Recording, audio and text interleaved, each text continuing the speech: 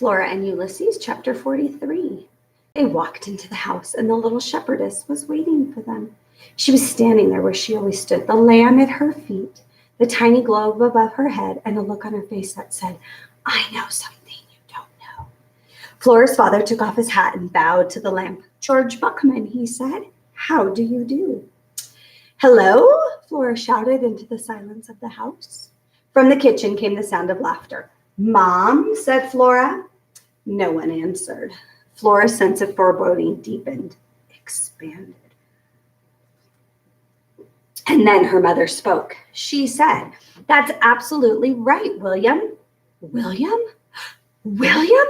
There was only one William that Flora knew. What would he be doing in the kitchen with a known arch nemesis?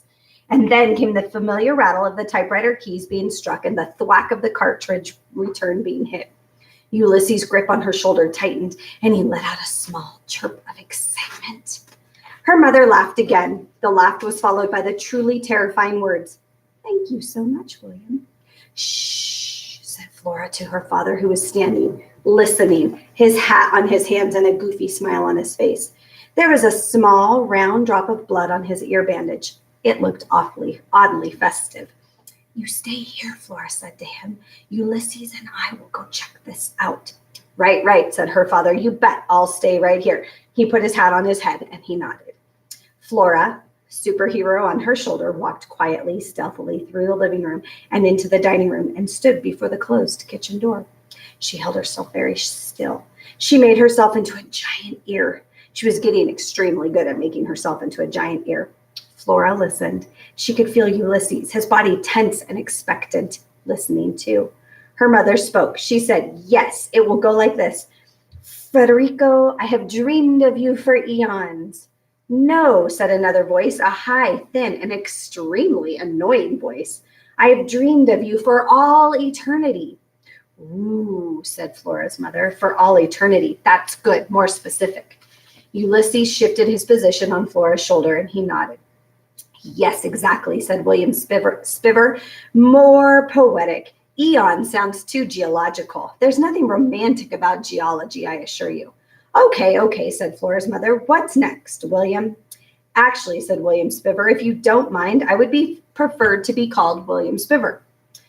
"Let me see," said William Spiver. "I suppose Frederico would say, 'And I have dreamed of you, Angelique, my darling. I must tell you that they were dreams so vivid and beautiful that I am loath to wake to reality.'"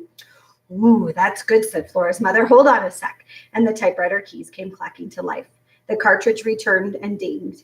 "Do you feel that's good?" Flora whispered to Ulysses. "Do you think that's good writing?" Ulysses shook his head. His whiskers brushed against her cheek.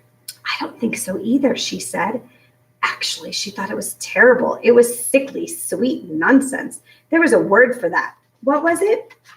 Treacle. That was it. Having located the correct word, Flora felt a sudden need to say the word aloud, and so she did. She pushed open the kitchen door and she stepped forward. "Treacle," she shouted. "Flora?" said her mother.